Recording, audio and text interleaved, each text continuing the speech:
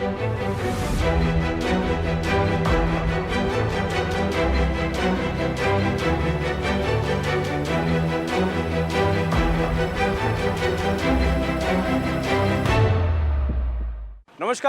मैं हूं अभिनव उपाध्याय और स्वागत है आपका देश न्यूज़ में।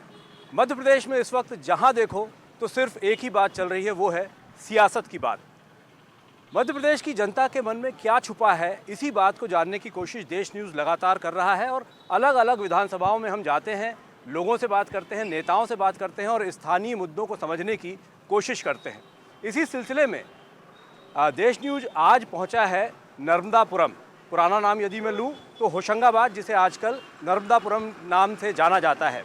यहाँ पर हमारे साथ भारतीय जनता पार्टी की ओर से यदि हम बात करें तो लोकेश तिवारी जी मौजूद हैं, जो कि जिला कोषाध्यक्ष हैं। साथ में अजय जी हैं, विधि प्रकोष्ठ के प्रदेश सह सचिव हैं। शफीक खान जी हैं, अल्पसंख्यक मोर्चा की तरफ से, और दीक्षित जी भी यहाँ पर हमारे साथ में मौजूद हैं। कांग्रेस की यदि मैं बात करूँ तो यहाँ पर चंद्रगोपाल मलैया जी मौजूद हैं, वरिष्ठ कांग्रेस के नेता हैं। बहुत बहुत स्वागत है आपका। भूपेश थापक जी हैं। अनोखी राजौरिया जी यहाँ पर जो नगर पालिका है उसमें विपक्ष के नेता हैं। बबलू राठौर जी हैं। राकेश शर्मा जी हैं, कार्यकारी जिलाध्यक्ष हैं यहाँ के, ये भी वरिष्ठ नेता हैं। और भी तमाम वरिष्ठ नेता, युवा नेता भी यहाँ पर मौजूद हैं। राकेश भाई भी मौजूद हैं। और इसके अलावा यदि हम बात करें तो मध्य प्रदेश की सियासत में 2023 की राजनीति में जो परिवर्तन हुआ है, जो बदलाव हुआ है बहुत महीन बदलाव है, बहुत छोटा बदलाव, लेकिन हुआ ज़रूर है, बताना ज़रूर है। धनीराम गौर जी आम आदमी पार्टी के यहाँ के नेता हैं और आम आदमी पार्टी ने मध्य प्रदेश विधानसभा चुनाव में दस्तक दे दी है। कई सीटों पर इनके प्रत्याशियों का ऐलान हो चुका है और बताया जा रहा है कि और भी ऐलान होने वाला है। सबसे पहले यहाँ पर भारतीय जनता पार्टी से हम बातचीत करते हैं, क्योंकि इनकी सरकार भी यहाँ पर रही है। करीब एक 15 महीने के ड्यूरेशन को छोड़ दें तो करीब 18 साल से भारतीय जनता पार्टी की सरकार यहाँ पर रही है। लोकेश जी, सरकार होने के साथ साथ सवालों का एक लंबा दबाव आपके ऊपर है। जनता की यदि मैं बात करूं तो जनता हर मुद्दे पर भारतीय जनता पार्टी को घेरती है, विकास के मुद्दे पर घेरती है, कहीं भ्रष्टाचार को लेकर के बात करती है। क्या कहना चाहेंगे नर्मदापुरम के लिहाज से आप? सबसे पहले तो आपको धन्यवाद, तो आपने हमें अपना पक्ष रखने के लिए इस कार्यक्रम में बुलाया। हमारा एक ही मुद्दा है, वो है विकास। विकास पर ही हम बात कर रहे हैं और विकास को लेकर ही लगातार भारतीय जनता पार्टी पंडित दीनदयाल जी के एकात्मवाद और अंत्योदय के सिद्धांत को लेकर आगे बढ़ रही है। समाज की अंतिम पंक्ति में खड़े व्यक्ति के कल्याण के लिए हमारी पार्टी और हमारी सरकार सारी योजनाएं बनाती हैं और उसका परिणाम आप समाज में जिस तरह का बदलाव हो रहा है उसके रूप में देख सकते हैं। चाहे शिक्षा का क्षेत्र हो, स्वास्थ्य का क्षेत्र हो, कृषि का क्षेत्र हो, बिजली हो, टेक्नोलॉजी हो, एजुकेशन हो, सारे क्षेत्रों में भारतीय जनता पार्टी की सरकार और मध्य प्रदेश की शिवराज सिंह चौहान जी के नेतृत्व की सरकार ने ज़बरदस्त तरीके से काम किया है। उसका बदलाव आप नगर में भी देख सकते हैं। जी, सुना आपने लोकेश तिवारी जी की बात, हम मलैया जी तक पहुंचाते हैं। मलैया जी, भारतीय जनता पार्टी कहती है विकास तो न जाने कितना गिना डाला।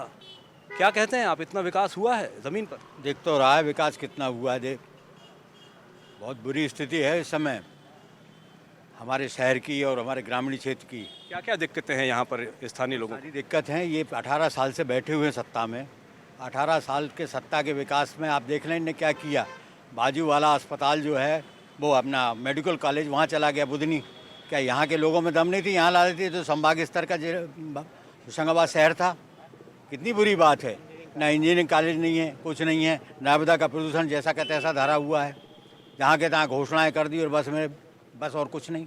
उसके बाद आप देखें टोटल एवरेज में जितनी घोषणाएं ये कर रहे हैं, अरबों रुपए का कर्ज आप ले रहे हो। इतने साल से कहाँ चले गए थे आप? कर्ज क्यों नहीं लिया आपने? आज 3-4 महीने के अंदर अंदर कर्ज ले लिया, जो सुप्रीम कोर्ट को संज्ञान में लाना पड़ा कि नहीं लाना पड़ा? सुप्रीम कोर्ट ने कहा कि भाई आखिरकार के इसका क्या मतलब है, ये वोट की राजनीति नहीं है तो क्या है? अगर दम है तो वैसे ही मैदान में आओ ना।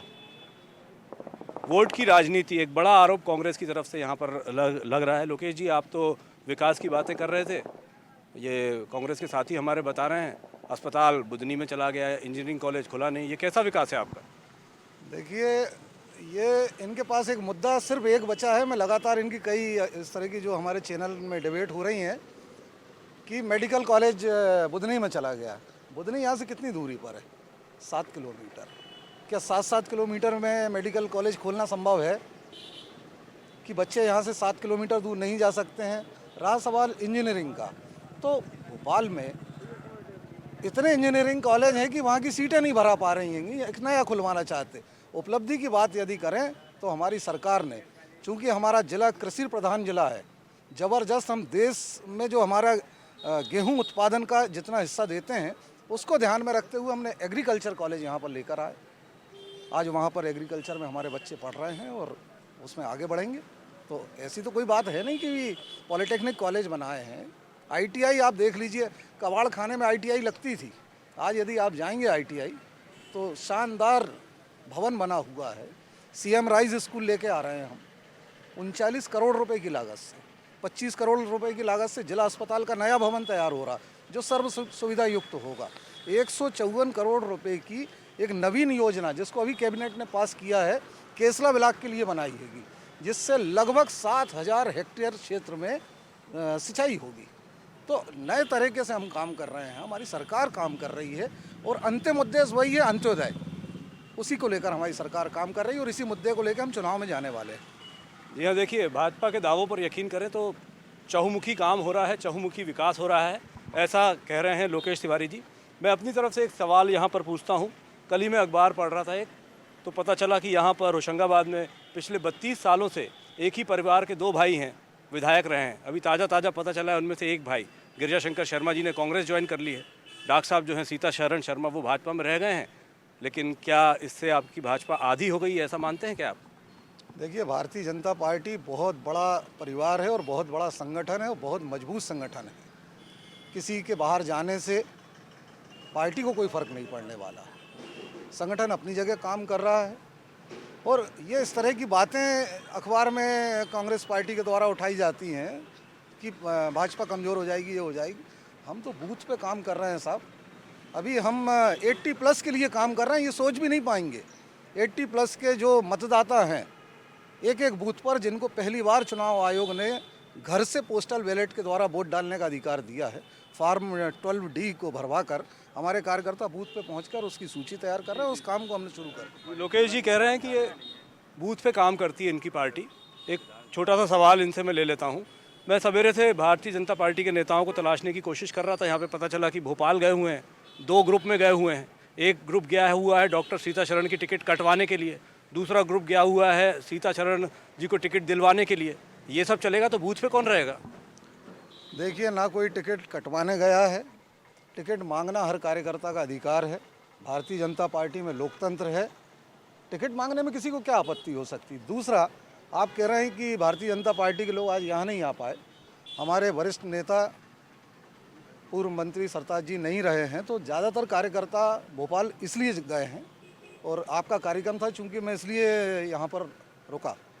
चलिए, सरताज जी का जिक्र किया है लोकेश जी ने, तो देश न्यूज़ की तरफ से सरताज जी को विनम्र श्रद्धांजलि देते हैं हम। होशंगाबाद से 5 बार के अजय सांसद रहे हैं और बहस को यहाँ पर आगे बढ़ाते हैं।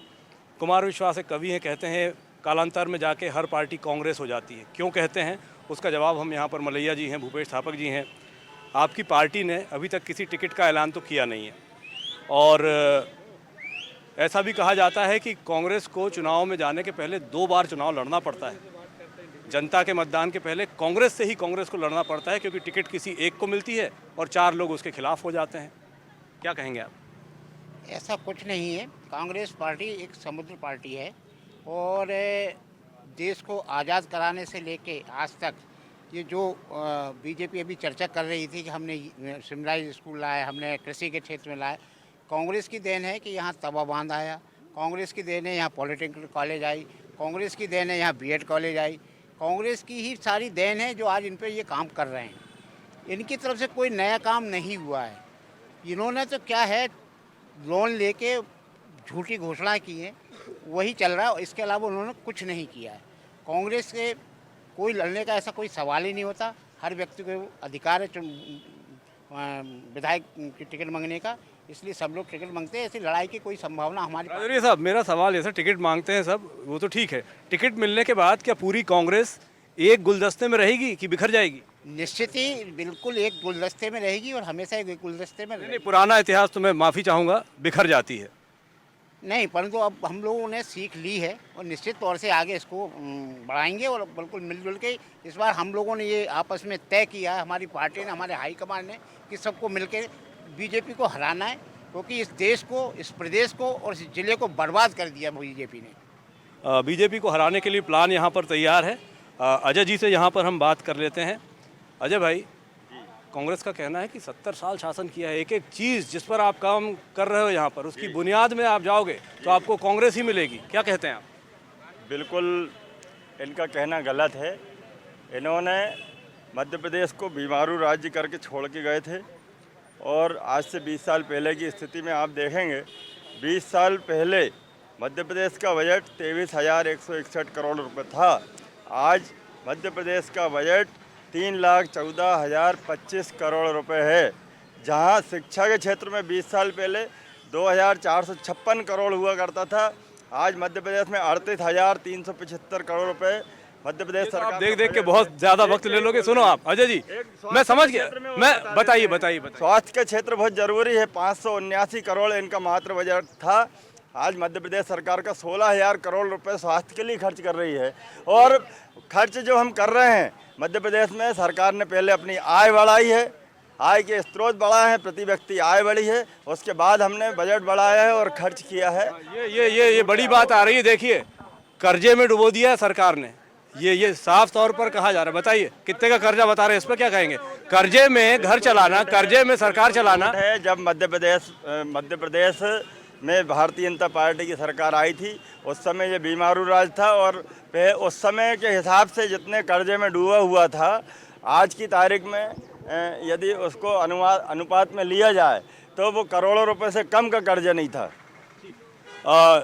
कांग्रेस से हमने बात की तो उनका कहना है भाजपा को हराने के लिए वो गलतियों से सबक ले रहे हैं, कोशिश कर रहे हैं, उनको हराएंगे। आम आदमी पार्टी ने दस्तक दी है। धनीराम गौर जी यहाँ पर मौजूद हैं, स्वागत है आपका गौर साहब। इनकी पार्टी के नेता हैं भगवंत मान, पंजाब के मुख्यमंत्री हैं। कल ही उन्होंने बयान दिया है कि कांग्रेस को वोट मत देना क्योंकि भाजपा जो है वो खरीद लेगी। क्या प्लान है आपका इस विधानसभा चुनाव को लेकर? अच्छे स्कूल बनाना, बच्चे लोगों के लिए, गरीबों को मुफ्त के मुफ्त बहुत अच्छी शिक्षा देना, शानदार शिक्षा देना, ऐसी शिक्षा देना कि जिससे बच्चे का डेवलपमेंट हो एवं रोजगार उपलब्ध करवाना। बेरोजगारी इतनी बढ़ा दी इन लोगों ने। भारतीय जनता पार्टी की पिछले 20 सालों से मध्य प्रदेश में सरकार है, इनने इतनी बेरोजगारी है, हर घर में दो से 4 लोग बेरोजगार हैं। दारू बढ़वा दी इनने, हर घर दारू, अवैध दारू मिल जाएगी आपको पूरे मध्य प्रदेश में, कहीं भी चल जाओ। उन्होंने आपके आरोप ठीक हैं, लेकिन रोड मैप क्या है? क्या चुनाव कैसे लड़ेंगे, इनसे जीतेंगे कैसे आप? क्या जीत पाएंगे भी कि नहीं? जीत पाएंगे। अच्छे स्कूल हमारा प्लान है, फ्री शिक्षा देना, अच्छी शिक्षा देना, फ्री बिजली देना। सभी सीटों पर चुनाव लड़ेगी आम आदमी? 230 सीटों पे आम आदमी पार्टी चुनाव लड़ रही है, पूरी ताकत से लड़ेगी। और हमारे केंद्रीय नेता हैं जो कंटिन्यू आ रहे हैं, प्रदेश में दौरा कर रहे हैं। अच्छी जो गारंटी केजरीवाल जी की किसानों के लिए, आदिवासियों के लिए, युवाओं के लिए, बेरोजगारों के लिए जो भी गारंटी दी है वो उसको पूरा करा जाएगा यदि मध्य प्रदेश में आम आदमी पार्टी की सरकार बनती है। पूरी ताकत से चुनाव लड़ेगी आम आदमी पार्टी। आम आदमी पार्टी पूरी ताकत से चुनाव लड़ेगी। कुछ बबलू राठौर जी यहाँ पर हैं, व्यापारी हैं, व्यापारी प्रकोष्ठ के बड़े नेता हैं, कांग्रेस के पुराने नेता हैं। जी बताइए क्या कहेंगे? हाँ, मैं भारतीय जनता पार्टी के इस प्रदेश में विकास की बात करूंगा। भारतीय जनता पार्टी ने इस प्रदेश में बहुत विकास किया और विकास ऐसा हुआ जैसे अस्पताल बना हुआ है, नया अस्पताल करोड़ों का बना रहा है। 50% कमीशन में आधा भ्रष्टाचार भारतीय जनता पार्टी के लोगों को घर चला जाएगा। ऐसी सड़कों में बीजेपी ने जो विकास की गाथा बताती कि इतने करोड़ इधर, इतने करोड़ उधर, इतने करोड़ उधर, ये सब खर्च किए हैं, मगर उसका पैसा आधा बीजेपी के नेताओं के जेब में चलेगा और आधा सड़क पे आया है। आज अस्पताल की ये स्थिति कि अस्पताल में एमडी डॉक्टर नहीं है, आधी से ज़्यादा एक्सपर्ट डॉक्टर नहीं है। तो ऐसी स्थिति में अस्पताल में डॉक्टर का होना जरूरी है। नई बिल्डिंग से कोई आदमी का इलाज नहीं हो। आप ये आरोप लगा रहे हैं कि जो पैसा आता है वो भ्रष्टाचार में ज़्यादा जाता है और ज़मीनी काम में लगने के लिए उतना पैसा नहीं जाता है, खा जाता है। बिल्कुल, भारतीय जनता पार्टी जो भी विकास लाती है वो अपने फायदे के लिए लाती है। जनता के विकास में कोई चिंता नहीं। हजारों करोड़ का बजट लाना है, आधा अपने घर ले जाना, आधे में थोड़ा लीप पोत। कहना क्या चाहते हैं? 18 साल में इन्होंने अपना घर भर लिया। बिल्कुल, 18 सालों में आप देख लो कि भारतीय जनता पार्टी के जो भी नेता हैं, विधायक हैं, उनकी संपत्तियों का पहली बार जब उनने जो ब्यौरा दिया और आज जो ब्यौरा देंगे अभी, उसमें आप मिलान कर लेंगे तो आपको समझ में आ जाएगा इनका कितना विकास हुआ है। भारतीय जनता पार्टी के जो कार्यकर्ता साइकिलों से चलते थे, आज वो 25 और 50 लाख की महंगी गाड़ियों में सफ़र कर रहे हैं। ये पैसा इनने कहाँ से लिया इतने कम समय में? पूरे टाइम राजनीति करते हैं, कोई व्यापार व्यवसाय नहीं दिखता इनका। उसके बाद इनकी हर साल गाड़ी चेंज हो जाती है। ले लेते हैं जवाब यहाँ पर ले लेते हैं। दीक्षित जी यहाँ पर मौजूद हैं। दीक्षित जी, ये बोलते हैं 18 साल में साइकिल से चलने वाले लोग बड़ी बड़ी 50-50 लाख की गाड़ियों से चलने लगे। कहाँ से आ गया इतना पैसा? आरोप है कांग्रेस का। कांग्रेस का तो भाई साहब मैं कहूँ कि पहले भी आरोप लगाते आए हैं, लेकिन भारतीय जनता पार्टी को इस नर्मदांचल में, और मैं तो कहूँगा कि 18 साल से जो प्रदेश की जनता ने आशीर्वाद दिया है, और 18 में भी हम कुछ परसेंटेज से हम पीछे रह गए हैं। ज़्यादा से ज़्यादा 6 या 8 सीटें हमारी जो है कम रही हैं, लेकिन हमारा मत प्रतिशत बढ़ा है उसमें भी। और जनता ने हमें जो आशीर्वाद दिया है भाई साहब, बोल रहे हैं खरीदते हो आप मत। पीछे से आवाज़ आ रही थी सरकार गिरा दी, 15 महीने में सरकार गिरा दी। बोल रहे हैं सरकार नहीं गिराते तो काम करने देते। भाई साहब सरकार हमने नहीं गिराई है, इन्होंने ही गिराई है। माननीय सिंधिया जी ने जिन मुद्दों को लेकर कांग्रेस में उठाए थे और चुनाव लड़े थे, उनको इन्होंने 15 महीने में क्यों लागू नहीं किया, हम इनसे पूछना चाहते हैं। मैं ये कहना चाहता हूँ कि बीजेपी ने जो अपना कार्य किया वो उसके स्तर पे, उसके समय पे किया, लेकिन बीजेपी से हटके और भी पार्टियां, और भी नेता, और भी लोग हैं जो इस देश को बीजेपी से बेहतर चलाना जानते हैं। ऐसा कुछ नहीं है। आम आदमी पार्टी बेटर चला लेगी बीजेपी। बिल्कुल, आम आदमी पार्टी को मौका दिया जाए। आम आदमी पार्टी को सिर्फ मौका दिया गया दिल्ली में बीजेपी पार्टी। कांग्रेस चला सकती कि नहीं? कांग्रेस भी अपनी जगह पे है। अपनी जगह क्या चला लेगी? नहीं, मैं बीजेपी पार्टी से हटकर आम आदमी पार्टी के तरफ से ये कहना चाहता हूँ कि अगर आम आदमी पार्टी को भी मौका दिया जाए तो वो भी इस स्तर से उठकर अच्छे स्तर पे कार्य कर सकती है। जी, सुना आपने। एक बड़ी बात यहाँ पर कही है कि यदि इनको मौका दिया जाए, आम आदमी पार्टी को, इनकी सरकार बन जाए तो ये देश बहुत अच्छा चला सकते हैं। कांग्रेस से भी अच्छा, भाजपा से भी अच्छा। यहाँ पर बात कर लेते हैं। राकेश भाई बहुत देर से कुछ कहना चाह रहे थे, आप बताएं। बता रहे हैं आपसे अच्छा चला लेगी आम आदमी पार्टी सरकार, यहाँ भाजपा से भी अच्छा और आपसे भी अच्छा। यहाँ तो भैया मध्य प्रदेश में आम आदमी पार्टी का कोई भी औचित्य नहीं है कि उनको यहाँ पे चुनाव लड़ना चाहिए। जबरन में चुनाव लड़ना चाहिए नहीं लड़ना चाहिए ये तो उनकी वो है, आप फिर ना डिसाइड करोगे। बिल्कुल नहीं चला पाएगी। फिर चला पाएगी। बोल रहे हैं फ्री में बांटेंगे, फ्री की रेवड़ी है जनता को कब तक बांटेंगे? कुछ नहीं हो पाएगा। और आप अभी कुछ देर पहले कह रहे थे कि भाजपा ने टिकट घोषित कर दी, कांग्रेस। हम लोग श्राद्ध पक्ष में किसी प्रकार का शुभ कार्य नहीं करते। इन लोगों ने जितनी भी टिकट यहाँ पर वितरित की है, जितनी भी टिकट वितरित किया, उन सभी का विसर्जन कर चुके हैं। ये अभी तक श्राद्ध पक्ष में जितनी भी हुई है। क्या मतलब है? श्राद्ध पक्ष में टिकट डिक्लेयर हुआ है तो क्या हार जाएंगे चुनाव? बिल्कुल हारेंगे। पहली टिकट ही हारेगी, सोहागपुर से ही हारेगा इनका प्रत्याशी। चलिए, इनका राकेश भाई का कहना है कि श्राद्ध पक्ष में टिकट घोषित हुआ है, हार की संभावना है। हालांकि हम इस बात से इत्तेफाक नहीं रखते हैं। राकेश शर्मा जी यहाँ पर मौजूद है। राकेश भाई, इतना विलम्ब हो गया, इतनी देरी हो गई, भाजपा के 136 नाम घोषित हो चुके हैं। आपकी पार्टी किस बात से डर रही है नाम का ऐलान करने में? डरी तो भारतीय जनता पार्टी है, जिन्होंने एसपी को सिपाही का काम दे दिया। पूर्व सारे केंद्रीय मंत्री और इनके सांसद हैं, वो एक चुनाव लड़ रहे हैं विधायक का। दूसरा, भारतीय जनता पार्टी का डर बताता है कि उन्होंने अपनी हार स्वीकार कर ली थी। सतपुड़ा भवन में उन्होंने फाइलों में आग लगा के अपने पाप की लंका जलाई। आम आदमी पार्टी इतनी बड़ी बात कह रही है। मैं कह रहा हूँ अभी उनके मंत्री आधे जेल में हैं। क्या पूरे देश के अंदर उनको जेल में जमाना है? उनका भ्रष्टाचार, उनका ईमान भी दिख रहा है। कांग्रेस एक ऐसी पार्टी है जिसने हमेशा आम आदमी से लेके, गरीब से लेके उच्च वर्ग तक काम किया। अभी भारतीय जनता पार्टी ने एक लंबी डिजिट बताई, 6-6, 8-8 अंकों में इनके विकास कार्यों की गाथा है। जितना बड़ा अंक होगा उतना ही पैसा ट्रांसफर अडानी के पास होता है, ये इनकी पहचान है। यानी कि आप ये कह रहे हैं कि भाजपा भी भ्रष्टाचारी है, आम आदमी पार्टी के मंत्री जेल में है, कांग्रेस पाक साफ है, पूरी है? बिल्कुल है। इन्होंने आरोप लगाए 2G 3G जो भी कोल घोटाले, लेकिन सब पर बरी हुए। ये आज तक एक भी कांग्रेस के नेता को जेल नहीं भिजवा पाए। भारतीय जनता पार्टी ने सिर्फ ठगा है और इनकी डबल इंजन की सरकार झूठ बोलने का काम कर रही है। मुख्यमंत्री से प्रधानमंत्री तक झूठ बोलने की होड़ चल रही है। देश जान रहा है कि दोनों में झूठ में कौन आगे जाता है, इसलिए शिवराज जी को बाहर किया गया। हाँ, चलिए सुन लेते हैं यहाँ पर, एक बार यहाँ पर पूछ लेते हैं। सुना आपने, भ्रष्टाचारी आप हो, आम आदमी पार्टी के मंत्री जेल में है, कांग्रेस पूरी पाक साफ है। जवाब दे देता हूँ। आम आदमी पार्टी की तरफ से एक बात निकल के आई थी कि शराब बिक रही है कि इनके 3 मंत्री दिल्ली के शराब नीति के घोटाले में भी जेल की हवा खा रहे हैं। एक बात। दूसरा, इन्होंने भ्रष्टाचार की बात कही है। माननीय मोदी जी के नेतृत्व में 2014 से सरकार चल रही है, आज 23 आ गए और 24 का चुनाव में हम जाने वाले हैं।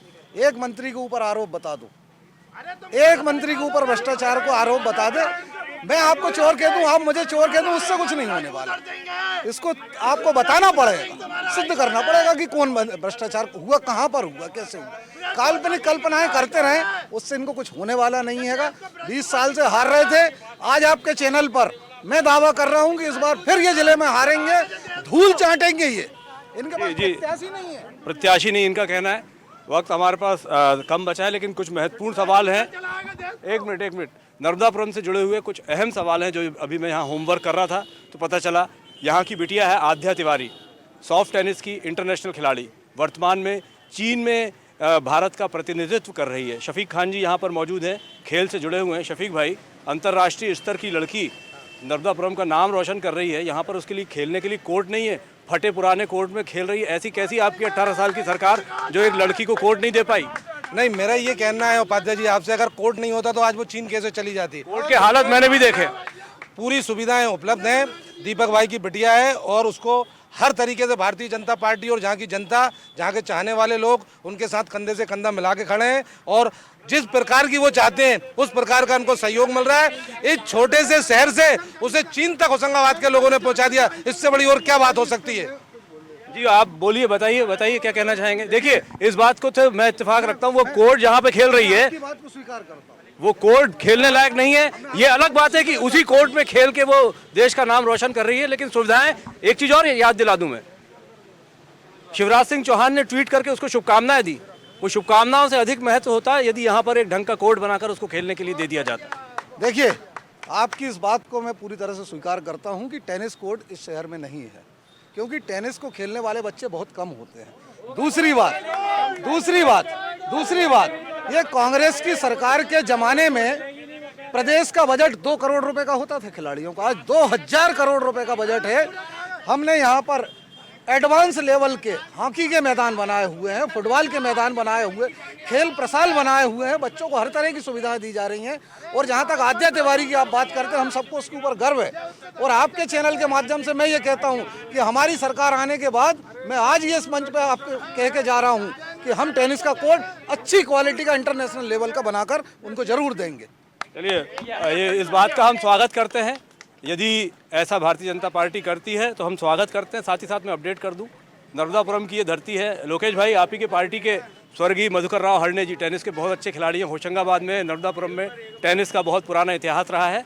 अनोखी राजौरिया जी कुछ कहना चाहते हैं, बताएं। खेल के मामले में मैं बोलना चाहता हूं कि आप ये बाजू में देख लें गुप्ता ग्राउंड, जो होशंगाबाद का एकमात्र मैदान है, क्रिकेट मैदान रहा है। आज वहाँ मूर्तियों के लिए पूरी लाइन लगी हुई है, केवल भ्रष्टाचार के लिए। नगर पालिका में कितना भ्रष्टाचार हो रहा है। इससे पहले तत्कालीन अध्यक्ष थे, उनको वो भ्रष्टाचार में निष्कासित हुए। उससे पहले माया नारोलिया थी, उनके ऊपर केस चल रहे हैं। इसके पहले पांडे जी थे, उनके ऊपर 28 करोड़ की रिकवरी निकली। और आज भी सीवर लाइन की स्थिति देखिए, हर जगह गड्ढा खुद रहा है। आप देखिए, राजघाट में जाते हैं ना तो राजघाट गाड़ी निकलने की जगह नहीं है। उसके बाद हर मोहल्ले में इतने बड़े गड्ढे खुद गए हैं कि लोगों को चलना उतरने में बहुत प्रॉब्लम हो रही है। ये इनके विकास हैं। जल आवर्धन योजना लाए, उसमें भ्रष्टाचार हुआ। अमृत योजना लाए, उसमें भ्रष्टाचार हुआ। सारी योजनाओं को लाते हैं और केवल भ्रष्टाचार के लिए, और वो अध्यक्ष निष्कासित होकर बाहर बैठ जाते हैं। ये इनकी योजना, ये विकास है। और खेल के मामले बात करें तो आप बताइए, ये SNG ग्राउंड आप और हम बचपन से यहाँ खेला करते थे, ये मैदान की क्या स्थिति है। और उसके बाद मल्टीपर्पज ग्राउंड है, मल्टीपर्पज ग्राउंड को क्या स्थिति है, मल्टीपर्पज ग्राउंड पे जाके देख लें। मतलब क्या खेल की सुविधाएं नगण्य हैं, खत्म है, जीरो खत्म कर रहे हैं जी। खेल को लेकर इन्होंने बड़ी बात की। मैं ये कहता हूँ, खेल के लिए भारतीय जनता पार्टी कितनी संवेदनशील है इसका उदाहरण है भारत की वो बेटियां जिन्होंने इस देश का नाम गौरव करके इस देश को मेडल दिलाए। जब वो मेडल जीत कर आती हैं तो प्रधानमंत्री उनके साथ फोटो सेशन कराते हैं, भोज करते हैं। जब उनके साथ दुराचार होता है, उनके फेडरेशन के अध्यक्ष सांसद भारतीय जनता पार्टी के उनका यौन शोषण करते हैं, तब चुप होते हैं और उस पर एक जवाब नहीं देते। ये इनका चाल चरित्र चेहरा है। राकेश भाई बात हमारी यहाँ पर स्थानीय मुद्दों पर चल रही है, कुछ कह रहे हैं? ये उसी मध्य प्रदेश में बात कर रहा है जहाँ एक 8 साल की बेटी 8 घंटे बिना कपड़ों के इस उज्जैन महाकाल की नगरी में भटकती रहती। ये वहाँ बात कर रहा है बेटियों के लिए कानून की, उस पर इनके गृह मंत्री और मुख्यमंत्री का कोई बयान नहीं आता। और गृह मंत्री से जब पूछा जाता मीडिया के द्वारा तो गृह मंत्री कहता है कि मैं एसपी से जवाब लूंगा। अरे आप इतने संवेदनशील, एक एक्टर के कपड़े कम होने पे आपका ट्वीट हो जाता है और इस देश की मध्य प्रदेश की एक बेटी 8 घंटे बिना कपड़ों के इस प्रदेश में भटकती रहती है और ये कह रहा है विकास। 18 साल में भ्रष्टाचार। अभी सरताज सिंह यहाँ एडमिट थे, वहां से उनका जब बिल छुट्टी बात कर लेते हैं, पहले लॉ एंड ऑर्डर बात कर लेते हैं। आपने लॉ एंड ऑर्डर की स्थिति मध्य प्रदेश में ऐसा कोई युवा और युवती बचा नहीं जिन्हें शिवराज सरकार ने छला नहीं। मध्य प्रदेश में व्यापम घोटाला, पटवारी घोटाला, 15 लाख लाओ और नौकरी ले जाओ। ये कह रहा भ्रष्टाचार की, इन्होंने भ्रष्टाचार में सीमाएं लांघ दी है। भ्रष्टाचार में इन लोगों ने लूट मचा दी है। जवाब ले लेते हैं। बड़ानी जी यहाँ पर मौजूद हैं। देखिए एक बड़ा गंभीर विषय यहाँ पर आपके दूसरी पार्टी के साथियों ने रखा है। लॉ एंड ऑर्डर की बात है, महिला सशक्तिकरण, महिला सुरक्षा की बात है। उज्जैन में जो घटना हुई 8 साल की, क्यों आखिर ऐसा हो क्यों रहा है? कहाँ फेलियर है? देखिए असल में क्या है, अब ये एक वो लोगों का कहना ये है कि भाजपा ने कुछ नहीं किया और भाजपा इस वक्त इतने काम कर रही है कि भाजपा की हर योजना। ये काम लोकेश जी भी गिना चुके हैं, अजय जी भी गिना चुके हैं। मैं स्पेसिफिक क्वेश्चन है मेरा, लॉ एंड ऑर्डर, कानून व्यवस्था की स्थिति पर। कानून व्यवस्था बहुत अच्छी है, कानून व्यवस्था में कोई भी कमी नहीं है।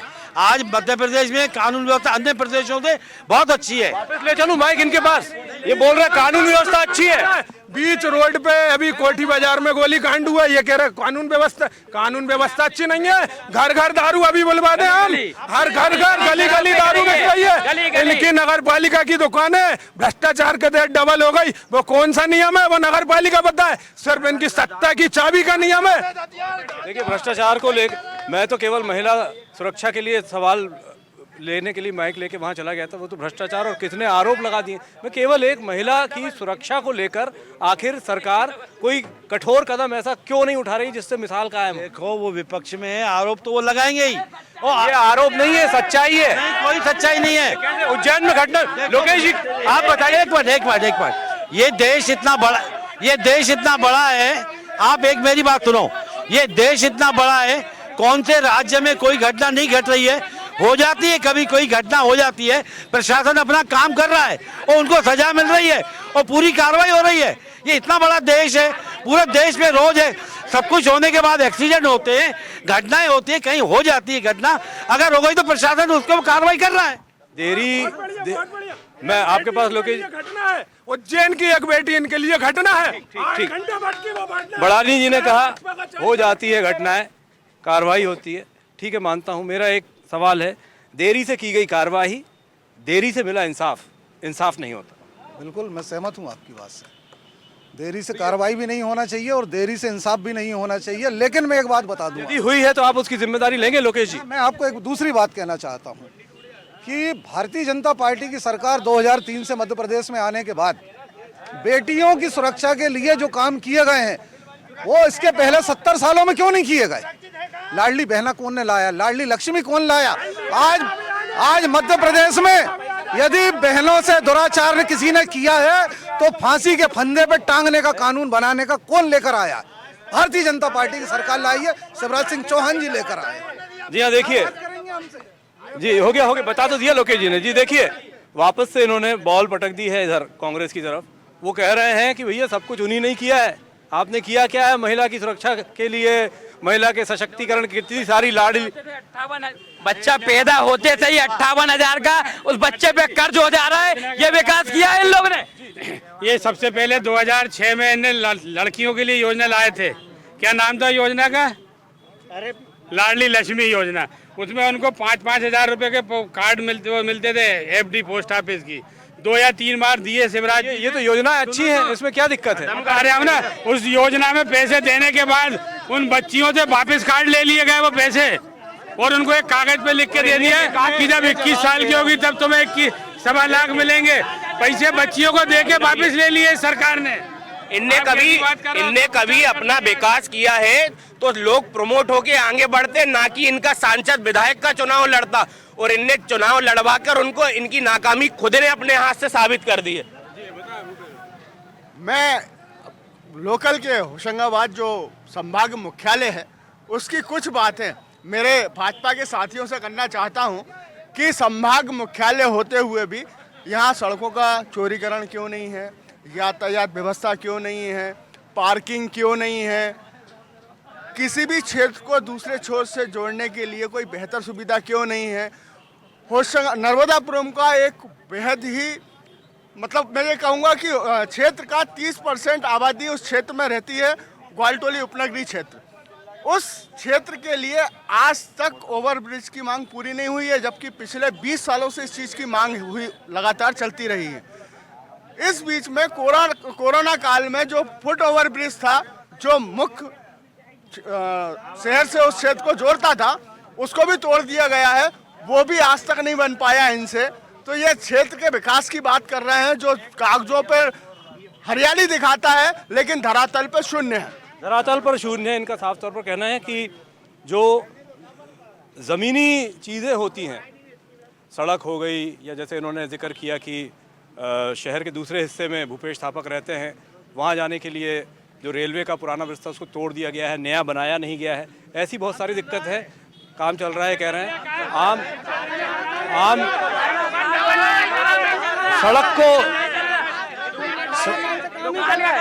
सड़क को लेकर के लोकेश जी जो स्थानीय मुद्दे हैं उनको लेकर बहुत सारी बातें बताई हैं, और कहीं ना कहीं तक उनकी बातें मुझे सही लग रही हैं। इन बातों पर फोकस क्यों नहीं कर पाए आपके विधायक यहाँ पर? हमारी सरकार, हमारे विधायक, हमारे सांसद लगातार काम कर रहे हैं। दूसरी, इन्होंने जो स्टेशन का ब्रिज तो देखिए ना, 4 साल हो गया बना नहीं, लोगों की दिक्कत होती है। जो ब्रिज बना है वो किलोमीटर मॉर्निंग वॉक कर ले आदमी उस पर चल के जाए। तो नया ब्रिज बनाया गया, उसमें लिफ्ट भी लगाया गया। लोगों ने आवाज उठाई, आप कंटिन्यू करिए। लोगों ने आवाज उठाई तो हमारी सरकार ने नए ब्रिज का प्रस्ताव कर दिया, उसका काम चल रहा है, जल्दी पूरा हो जाएगा। एक बात देखिए आप लोग के पास में आया, आप लोग को बोलने का मौका दिया। देखिए बोलने का मौका सबको बराबर मिलेगा। तो थाने जाओ ना, रिपोर्ट करो ना। दूसरा, सड़कों की इन्होंने बात कही है। 2003 के पहले के आप सड़कों की स्थिति को यदि देख लें, 2003 के पहले सड़कों की हालत क्या थी? अभी भी खराब है लोकेश, अभी भी खराब है। गौ माता की हालत, गौरक्षा की बात आप लोग करते हैं। हाईवे पर मैं जगह जगह देखता हूँ गायों की लाशें देखने को मिलती हैं। गौरक्षा की बात किसने करी? अच्छा, आप सबसे पहले ये बता दीजिए मुझे।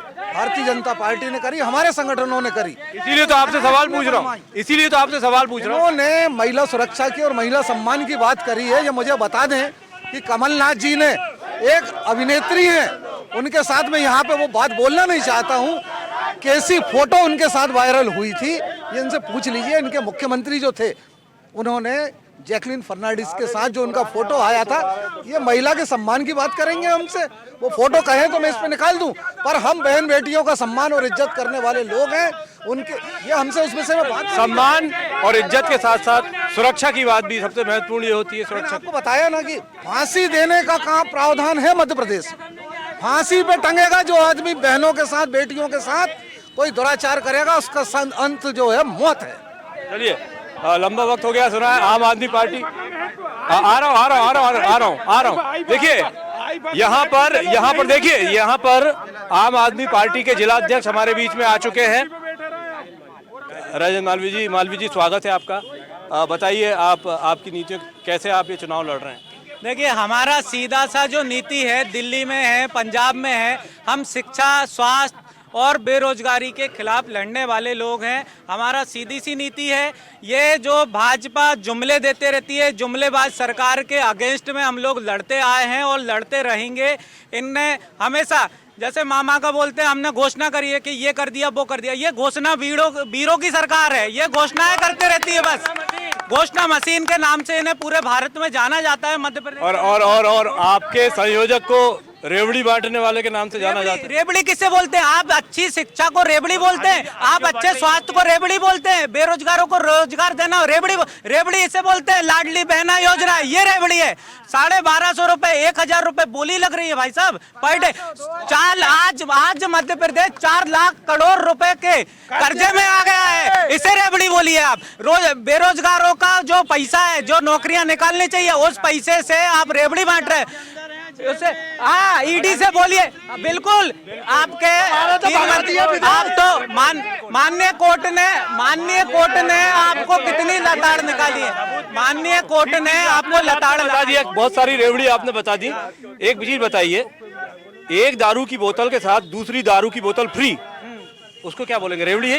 कहाँ बैठ रही है बताइए? नहीं रही है, दिल्ली में बिकी है भाई साहब। बताइए, आप सबूत दीजिए। माननीय कोर्ट सबूत मांग रहा है, माननीय कोर्ट सबूत मांग रहा है, आप सबूत दीजिए। सबूत नहीं दे पा, ये कथाकथित बातें हैं कि एक के साथ तो दीजिए ना। क्या लग रहा है आप कहाँ पाते हैं इस विधानसभा चुनाव में? आम आदमी पार्टी अपने आप को कहाँ पाती है? आम आदमी पार्टी यहाँ पर पूरे 230 विधानसभा सीटों पे लड़ रही है और हम यहाँ पर जीत के अच्छी और एक ईमानदार सरकार बना रहे हैं और हमारा स्ट्रॉन्ग बहुत अच्छा कंडीशन है और मध्य प्रदेश की नमदापुरम विधानसभा भी हम जीत रहे हैं। मतलब कांग्रेस भाजपा को हरा के आम आदमी पार्टी सरकार बना लेगी मध्य प्रदेश? बिल्कुल बनाएंगे, 100% बना रहे हैं और इस बार सरकार। लो भाई, आम आदमी पार्टी की सरकार बनने जा रही है। लोकेश जी सावधान रहिएगा।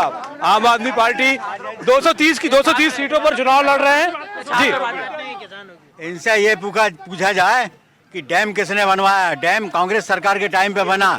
अभी जो है इनने नहर की लाइनिंग की है, उस लाइनिंग को 2 साल नहीं हुए, पूरी टूट गई। भ्रष्टाचार नहीं है तो क्या है? मूंग के पैसे जो बता दें कब दोगे? कितने? देखिए डैम, पुरानी चीजें बहुत सारी गिनवाई हैं उन्होंने और जो बता रहे हैं नए निर्माण कार्य जो हुए हैं वो बहुत जल्दी खराब हो जाते हैं। नहर बनी है तो बहुत जल्दी टूट गई, सड़क बनी है तो बहुत जल्दी खराब हो गई। क्या गुणवत्ता पे प्रॉपर ध्यान नहीं दिया जा रहा है? देखिए, इन्होंने जो बात बोली है, मैं दूसरी बात कह रहा हूँ कि आप नहरों की बात कर रहे हैं। नहरों का सीमेंटीकरण करने का काम किसने किया? 30%, मैं कृषि का भी छात्र हूँ, 30% पानी नहरों में बेस्ट हो जाता था। हमारी सरकार ने इस बात का अध्ययन किया और उन्होंने पाया कि यदि इसका सीमेंटीकरण कर लिया जाए तो हम 30% पानी को बचाकर किसानों को ज़्यादा दे सकते हैं। तो यहाँ से लेके हरदा तक, देखिए तवा डैम आज नहीं बना है। तवा डैम तो कांग्रेस की सरकार थी तब बना, लेकिन उस समय गेहूं का उत्पादन यहाँ पर क्यों नहीं बढ़ा? सवाल ये है क्योंकि हमारी नियत, हमारे नेता और हमारी नीति आम आदमी के लिए है। अंत्योदय करने का जो हमारा लक्ष्य है उसको लेकर हम काम कर रहे हैं। तो फिर एक चीज बताइए मुझे लोकेश जी, ये हर साल पिचिन पे करोड़ों रुपए खर्च होता है, ये क्या, इसको क्या बोलेंगे आप? हर साल, हर 2 साल में पिचिन के लिए खर्चा हो रहा है, ये कहाँ जा रहा है पैसा और पिचिन ठीक क्यों नहीं हो पा रही इतने साल? इस बात को आप भी मानते हैं कि, और मैं भी मान रहा हूँ आपकी बात को, कि घाट में जब बाढ़ आती है तो कुछ ना कुछ टूट फूट होती है, उसको हर बार रिएक्ट कर। लेकिन मैं आपकी कोई परमानेंट आपने हल आज तक क्यों नहीं? 18 साल से आपकी सरकार है, बड़ा मुद्दा है शहर की पिचिन का। हर साल वहाँ पे नीचे कुछ भरने की बात होती है, कुछ 2 करोड़ 5 करोड़ खर्च हो जाते हैं और वही हाल अगले साल हो जाता है। मैं जनता को बताना चाहता हूँ कि 571 लाख का प्रोजेक्ट कोरी घाट से लेके सर्किट हाउस तक का भूमि पूजन हो गया है, बजट आ गया है, काम शुरू हो गया, परमानेंट होने वाला है वो। देखिए काम लगातार हो रहे हैं। ये बात हो सकती है कि कहीं कमी रह जाती है, उसको हम स्वीकार भी करते हैं, उसके लिए हम लेकिन काम छोड़ नहीं रहे हैं। हमारे विधायक, हमारी सरकार लगातार। चलिए ठीक है, इनका ये सभी से तकरीबन मैंने सभी से बात कर ली है। अब मैं सारे भाइयों से चाहूँगा, आखिरी के एक सवाल हैं और बस मैं चाहूँगा कि बहुत छोटे ड्यूरेशन में आप जी डिसिप्लिन की बात हम कर रहे हैं। चलो ठीक है। आखिरी का हमारा सवाल है, 30 सेकंड में मैं जवाब लूंगा। ये घबरा रहे हैं राकेश भाई, बबलू भैया, नर्मदापुरम की जनता कांग्रेस पार्टी के उम्मीदवार को, कांग्रेस पार्टी को आखिर क्यों दे वोट? इसलिए दे, भारतीय जनता पार्टी ने लगातार 18 वर्ष से चला है, इसलिए वोट दे। आप क्या करोगे जनता के लिए, मतदाता के लिए? आप ये बताइए ना, भारतीय जनता पार्टी ने जो किया है मैं आपको उत्तर दे रहा हूं। कमलनाथ जी की सरकार ने 15 महीने में ये बताया कि बिजली के बिल बहुत कम हो गए थे, गौशालाएं बनाई गई, मेडिकल कॉलेज की यहाँ पर मांग हुई, उस पर आप बताइए ना, आपको अभी जनता वोट दे तो क्यों दे? बबलू ये बताएंगे क्यों दे आपको वोट? कांग्रेस पार्टी की जो अब सरकार बनेगी जनता के सहयोग से, उसमें कमलनाथ जी का सबसे पहला मोटिव ये है कि 18 वर्षों से इस प्रदेश में जो बेरोजगारी है, उस बेरोजगारी खत्म करके सब युवाओं को रोजगार उपलब्ध कराया जाएगा। और जो कानून व्यवस्था चौपट पड़ी है, जो आए दिन महिलाओं के साथ, बच्चियों के साथ जो बलात्कार हो रहा है, उस पर अंकुश लगाया जाएगा। भ्रष्टाचार को टोटल खत्म किया जाएगा और सबसे मेन चीज बेरोजगारी को खत्म करना कांग्रेस पार्टी का लक्ष्य रहेगा। अच्छी बात, यहाँ पर यदि हम बात कहें तो कांग्रेस ने साफ तौर पर कहा है इनको वोट इसलिए दिया जाए, भ्रष्टाचार से मुक्ति दिलाएंगे, साथ ही साथ बेरोजगारी की जो समस्या है उससे मुक्ति दिलाएंगे। आम आदमी पार्टी के पास चलते हैं। बहुत छोटे में मैं जानना चाहता हूं, यहाँ का मतदाता आम आदमी पार्टी को क्यों दे वोट? यहाँ का मतदाता इसलिए वोट देगा क्योंकि यहाँ शिक्षा व्यवस्था नहीं है। हम कॉलेज लेके आएंगे, मेडिकल कॉलेज लाएंगे, इंजीनियरिंग कॉलेज लाएंगे, यहाँ पर लघु उद्योग स्थापित किए जाएंगे गांव के बेस पे। उसके बाद में यहाँ पर रोजगार की व्यवस्था करवाई जाएगी और जो अवैध माफिया हैं उन पे अंकुश लगाया जाएगा, भ्रष्टाचार कम किया जाएगा। इन सारे मुद्दों को लेके हम मध्य प्रदेश और नर्मदापुरम में लड़ेंगे। जी देखिए, आम आदमी पार्टी की तरफ से बहुत अच्छी बातें यहाँ पर कही गई। शिक्षा दुरुस्त होगी, स्वास्थ्य दुरुस्त होगा, रोजगार की बात कही है। देखिए सरकार किसकी बनती है? लोकेश जी से बोलते हैं। लोकेश भाई, आपको क्यों दे वोट? विकास, लगातार विकास 2003 से लेके अभी तक मध्य प्रदेश की स्थिति को बदलने का काम किया है और 14 से लेके 23 में देश में हमने भारत का मान दुनिया में जो बढ़ाया है, उस मुद्दे को लेकर हम लोगों के बीच में जाने वाले हैं। तो उसी पे हम हमारा चुनाव लड़ेंगे और हमारा भारतीय जनता पार्टी का एक ही मुद्दा है, विकास, विकास और सिर्फ विकास। लोकेश भाई ने एक शब्द में ही अपनी पूरी बात को सारगर्भित कर दिया है। विकास के नाम पर वोट मांग रहे हैं। वक्त हमारा यहाँ पर खत्म हो चुका है।